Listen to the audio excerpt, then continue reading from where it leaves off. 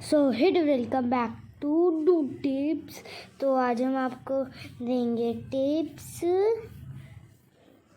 Stumble soccer में eliminate होने की। चलो सिखाते हैं आपको एलिमिनेट होना। भी अपन गोलकीपर बनेंगे राके, इसको बचाएंगे गोल होने से। इधर से अरे बच्चे बच्चे इन लोग आज साथ में ये इधर से इधर चल।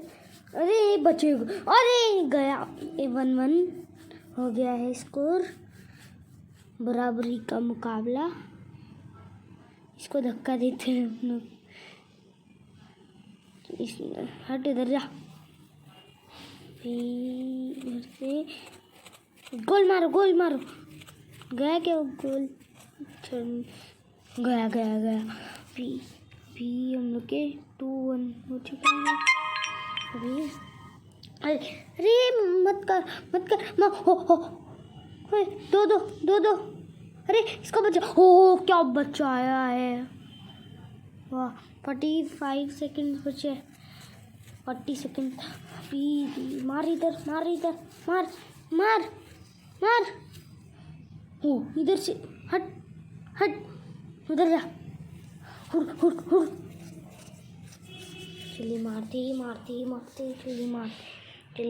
जल्दी मार गोल। उधर मत मारते ना गोल। 3-3 चल रहा है, 3-3।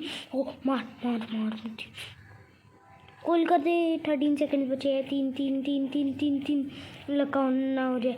4 3 7 6 5 4 3 2 1 एलिमिनेट।